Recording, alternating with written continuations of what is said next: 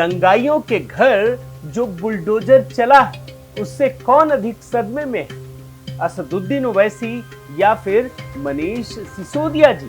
जरा खुद सुनिए। आप मुसलमानों को एक कलेक्टिव पनिशमेंट दे रहे हैं। आपने एक कम्युनिटी को टारगेट करके उनकी दुकानों को और उनके घर को आपने नुकसान पहुंचाया। अगर देश में ये गुंडई ये लफंगई बंद करनी है तो इसका सबसे सरल और सबसे बढ़िया तरीका है बीजेपी के हेडक्वार्टर में बुलडोजर चलाओ।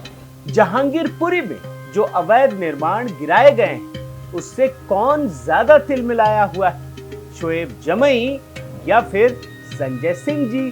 जरा खुद देखिए। It's an open declaration of war against the Muslim by the Indian state. Bharatiya Janata party के मुख्यालय पे बुलडोजर चलवा दो, दंगे रुक जाएंगे। अमित शाह के घर पे बुलडोजर चलवा दो, दंगे रुक जाएंगे। पत्थर फेंकने वालों पर जो कार्रवाई हुई है, उससे जोर का झटका किसे लगा है, कांग्रेस नेताओं को या फिर आप नेता राघव चड्ढा को? जरा ये भी देखिए।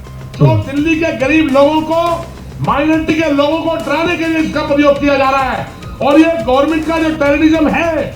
अगर भारत देश में दंगे रोकने हैं तो भारतीय जनता पार्टी के हेडक्वार्टर्स पे, उनके मुख्यालय पर बुलडोजर चलाइए।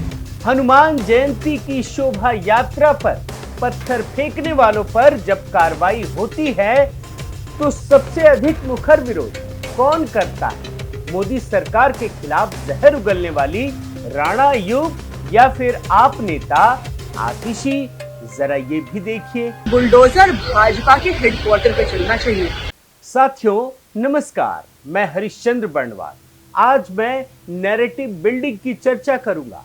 आखिर मोदी जी को कैसे बदनाम करें, देश में अराजकता का माहौल कैसे पैदा करें, दिल्ली के जहांगीरपुरी में जो घटना हुई है, उस घटना के लिए भगवा आतंकवाद का नाम लेकर उसे कैसे जिम्मेदार ठहराएं। आज मैं उन नैरेटिव्स की चर्चा करूंगा जो बिल्ड किए जा रहे हैं। अब बात पहले नैरेटिव की। मैं एक एक करके कई नैरेटिव्स की चर्चा करूंगा, आप बड़े ध्यान से समझिएगा। पहली नैरेटिव है कि शोभा यात्रा की क्या इजाजत ली गई थी? इन्होंने कहा परमिशन ली, तो मतलब ये तो झुठला रहे हैं। पुलिस कमिश्नर साहब को भी पुलिस कमिश्नर ने कहा कि हमने परमिशन नहीं दिया था। अब ये सवाल तो बहुत बड़ा है। शोभा यात्रा की इजाजत ली गई थी, लेकिन समझिए कि शुक्रवार को जो नमाज के लिए सड़कों पर लोगों की भीड़ उमड़ती है, क्या उसके लिए नमाज की अनुमति ली जाती है? अब आप देखिए ना कि एक से बढ़कर एक कहानियां, मैंने कई कहानियां जब देखी, कहीं सड़क पर जाम नमाज के लिए, कहीं पार्क पर कब्जा, और यहां तक कि कहीं रेलवे स्टेशन पर ही कब्जा कर लिया जाता। आप रिपोर्ट में देख सकते हैं। और तो और अमेरिका के टाइम्स स्क्वायर में भी जब नमाज पढ़ी तो क्या इसकी इजाजत ली गई थी? आप देख सकते हैं ये रिपोर्ट में। अब बात दूसरे नैरेटिव की। हाल ही में जहांगीरपुरी में शोभा यात्रा के समय जो मस्जिदों से पत्थर फेंके गए, उसमें यह सवाल उठाया जा रहा है कि आखिर मस्जिद के सामने जय श्री राम का नारा क्यों लगाया जा रहा है? ये सवाल तो आपने सुना होगा। एक आध महिलाओं की बाइट्स आपको सुना देता हूँ। मस्जिद के सामने जो नारा लगाया जय हनुमान बजरंगबली, बोलने की जरूरत क्या है? तो लड़ाई तो वही करने चाह रहा है। तुम डीजे बजा रहे हो, आरएसएस क्यों बजाओगे? जय श्री राम का नारा बहुत जोर जोर से लगा रहे थे, तो कोई बर्दाश्त नहीं करेगा। अब अगर ये सवाल उठाया गया है तो ये भी तो सवाल उठता है ना कि हर दिन पांचों वक्त नमाज के लिए जो अजान लगाई जाती है, क्या उससे बहुसंख्यक समाज को दिक्कत नहीं होती है?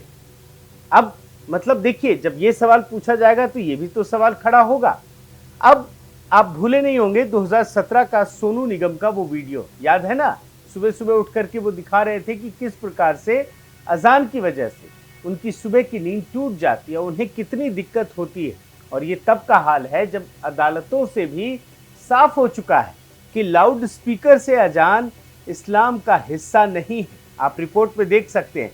और दुनिया में कई देश है, ये रिपोर्ट देखिए, जहां अल्लाह तक बिना लाउड स्पीकर के ये आवाज पहुंचाई जाती है।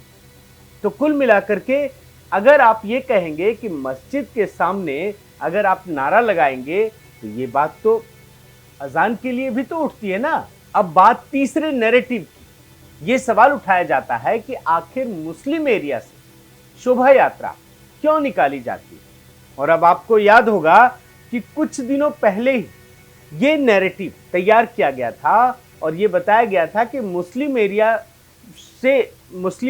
क्रिएट किया गया कि वहां से क्यों शोभा यात्रा निकाली जाती। इस नैरेटिव के जरिए बहुसंख्यकों को अपराधी घोषित करने की कोशिश की गई थी। याद रखिएगा। अब सवाल ये भी तो उठेगा कि आखिर क्या देश को हिंदू और मुस्लिम इलाकों में बांट दिए गए हैं। अरे एक बार तो देश ऑलरेडी बट गया, पाकिस्तान ले लिया, पाकिस्तान के बाद बांग्लादेश ले लिया। अब क्या देश के अंदर भी आप हिंदू मुस्लिम एरिया में बांट देंगे? और ये नैरेटिव तैयार किया गया था। और मान लीजिए इसे ही अगर पैमाना मान ले तो मुहर्रम के जुलूस जो मतलब निकाले जाते हैं, क्या वो हिंदू एरिया में नहीं निकाले जाते हैं? फिर तो आप कहीं भी जुलूस नहीं निकाल पाएंगे एक आध जगहों को छोड़ करके। और यही नहीं, इन बातों से, इस नैरेटिव के जरिए जो गंगा जमुनी तहजीब है उसकी सारी कहानी, सारी बातें बेमानी साबित हो जाती है। अब बात चौथे नैरेटिव की। कुछ लोग एक मुद्दा उठा करके, खास करके ये साबित करने में लगे हुए हैं कि जो बहुसंख्यक समाज है वो आक्रांता है और जो मुस्लिम है वो पीड़ित है। ये सवाल उठा रहे हैं, ये नैरेटिव बना रहे हैं कि हिंदुओं ने मस्जिद पर झंडा फहरा दिया। सुने है ना ये बात? आप अगर नहीं सुने तो ये ओवैसी जी का बयान सुन लीजिए। आपके सामने मस्जिद के ऊपर झंडा लगाने की कोशिश, बल्कि लगा देते हैं कई जगह पर, इस जगह पर भी लगाया गया। अब ओवैसी जी से मेरा सवाल है कि आप अपने गिरेबान में झांक कर क्यों नहीं देखते कि कश्मीर में जो पिछले 90 के दशक में 208 मंदिर तोड़कर गिरा दिए गए, उस समय आप कहां थे? और यही नहीं, इस समय बंगाल में, केरल में जिस प्रकार बहुसंख्यक समाज के मंदिरों को तोड़कर गिराया जा रहा है या नुकसान पहुंचाया जा रहा है, उस पर आपकी आवाज क्यों नहीं उठती? ये सवाल तो उठेगा ना। और वैसे भी मेरा ये मानना है कि किसी भी धर्म स्थल को नुकसान पहुंचाना या उसके स्वरूप को बदलना किसी भी धर्म की मूल भावना के विपरीत, उसे उचित नहीं कहा जा सकता है। अब बात पांचवें नैरेटिव की। ये नैरेटिव टीवी डिबेट अगर आप सुनते होंगे तो उसमें ये नैरेटिव दिखता है। उसमें लोग क्या पूछते हैं सवाल, आपने देखा है कि क्या मुस्लिम ही सिर्फ दंगाई थे?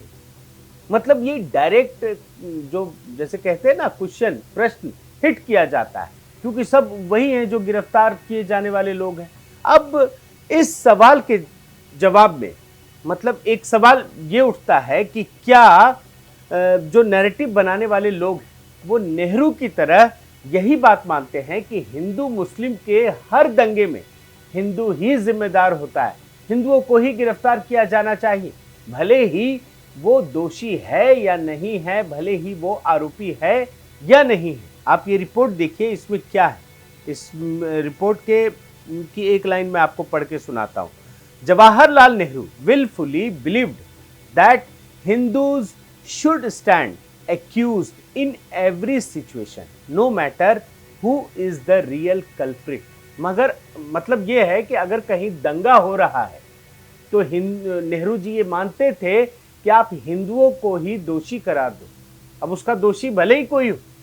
मतलब एक वाकया तो ऐसा है जो आपको देखने को मिलेगा कि एक जगह दंगा हुआ, वहां पर पुलिस अधिकारियों ने जांच की और कुछ अल्पसंख्यक समाज के लोगों को गिरफ्तार कर लिया। नेहरू जी बड़े क्रुद्ध हुए, बोले अरे ये आपने कैसे कर दिया? बोला सर ये दोषी है। बोला नहीं, दोनों समाज के, हिंदू समाज के लोगों को भी गिरफ्तार कीजिए और उतने ही लोग गिरफ्तार कीजिए जितने आपने मुस्लिम समाज से गिरफ्तार किए। अब वो दोषी हैं या नहीं है वो नहीं जानता मैं, लेकिन गिरफ्तारी दोनों ही समाज से होनी चाहिए। तो ये है नेहरू का तर्क, और इसी तर्क को मारने वाले लोग आज भी उसी प्रकार के नैरेटिव को खड़ा कर रहे हैं, नैरेटिव बिल्डिंग कर रहे हैं। तो ये है बहुत बड़ा नैरेटिव जो पिछले कई दशकों से मतलब एक साजिश की तरह हिंदू समाज के ऊपर किया जा रहा है। अब जरा छठा नैरेटिव देखिए। ये नैरेटिव ये कहकर गढ़ा जा रहा है कि शोभा यात्रा के दौरान हिंदू समाज के लोगों के हाथों में तलवारें और लाठियां थी। अब जब ये नैरेटिव गढ़ा जा रहा है तो ये सवाल तो पूछा जाएगा कि दंगों के दौरान जो पहली बार पत्थर चलाए गए वो किधर से चलाए गए? वो तो मस्जिद से चलाए गए। और आप सब जगह देख लीजिए, गुजरात हो, मध्य प्रदेश हो, दिल्ली हो, हर तरफ दूसरी तरफ से ही पत्थर चलाए गए। इस बात को छुपाने के लिए ये बात कही जा रही है कि शोभा यात्रा में हिंदुओं के हाथों में तलवारें और लाठियां। आप समझ रहे हैं ना इस साजिश को? ये एक बहुत बड़ा नैरेटिव बिल्डिंग है। और इतना ही नहीं, जो तलवारें हैं, लाठियां हैं, ये तो शोभा यात्रा का हिस्सा ही होती हैं। यहाँ तक कि हिंदुओं के साथ साथ सिखों की शोभा यात्रा में भी ये हुआ करती है। और इधर तो तलवारें लाठियां होती हैं। जो मुहर्रम का जुलूस होता है उसमें क्या होता है? उसमें ये सब तो होता है, बल्कि लोग जो है मारते पीटते हुए चलते हैं, चाबुक चलाते हुए चलते हैं। ये आपने देखा है कि नहीं? अब ये मतलब थोड़ी है कि ये जो शोभा यात्रा में लोग चल रहे हैं वो दंगा फसाद करने के लिए हैं। इसका मतलब है कि ये नैरेटिव जानबूझकर बदनाम करने के लिए गढ़ा जा रहा है। 7वें नैरेटिव का हाल देखिए। कांग्रेस नेता पवन खेड़ा ने इस नैरेटिव को खड़ा करने की कोशिश की है और शोभा यात्रा को बदनाम करने का प्रयास किया। उन्होंने क्या लिखा है ये देखिए। आस्था एक व्यक्तिगत मामला है। मेरी आस्था का स्थान मेरे घर और मेरे मन में है, सड़क पर नहीं। ना मैं अपनी आस्था किसी पर थोपता हूँ, ना किसी और को अपने ऊपर थोपने देता हूँ। मेरे लिए धर्मनिरपेक्षता का यही अर्थ है। अब इसका जवाब टाइम्स नाउ के एडिटोरियल डायरेक्टर राहुल शिवशंकर ने दिया है। उन्होंने क्या लिखा? उन्होंने पूछा है कि सड़कों को घेर कर जो नमाज पढ़ी जाती है तब आप चुप क्यों हो जाते हैं? तब आपकी आस्था क्यों गायब हो जाती है? अब 8वें नैरेटिव की बात करते हैं। ये नैरेटिव जो उधर का इकोसिस्टम है ना, उसके कारपेट बॉम्बिंग से जुड़ा हुआ है। एक साथ सारे liberal gang, Khan market gang, award वापसी गैंग और मोदी विरोधी गैंग जो पत्थर फेंकने वाले हैं ना, उनको सेक्युलर साबित करने में लग गए हैं, उतर आए। टूल किट भी तैयार हो गई है। यहाँ तक कि सुप्रीम कोर्ट के दरवाजे से आदेश लेकर भी पहुंच जाते हैं। वृंदा करात वाली तस्वीर देखी ना, एकदम बुलडोजर के सामने खड़ी हो गई कि जो करना है कर लो, तुम्हें तोड़ने नहीं देंगे। तो सारा गैंग, पूरा इकोसिस्टम, मतलब केस लड़ने वाला कांग्रेसी कपिल सिब्बल, बचाने वाला लेफ्ट नेता वृंदा करात और आप नेता, जो पूर्व आप नेता प्रशांत भूषण मोर्चा संभालने वाले, आप देखिए सारे कैसे इकट्ठे हो गए हैं जो दंगाई हैं उन्हें बचाने के लिए। और यही नहीं, उससे पहले नफरत की आग फैलाने से भी बाज नहीं आते। आज इनके लिए टूल किट से लेकर सुप्रीम कोर्ट तक की सारी सुविधाएं मुहैया हो गई हैं और इनकी सेवा में हाजिर हैं। लेकिन 1990 के दशक में जब कश्मीर घाटी को हिंदुओं से विहीन किया जा रहा था, तब इस गैंग की नींद नहीं टूटी। ना खान मार्केट गैंग, ना लिबरल गैंग, ना लेफ्ट, ना कांग्रेस, किसी ने और तो और सुप्रीम कोर्ट तक की भी नींद नहीं टूटी।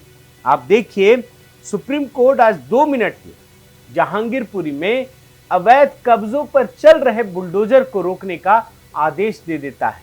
लेकिन कश्मीरी पंडितों पर हुई अमानवीय ज्यादती पर 30 साल के बाद भी, याद रखिएगा, 30 साल के बाद भी सुनवाई तक शुरू नहीं हो चुकी है।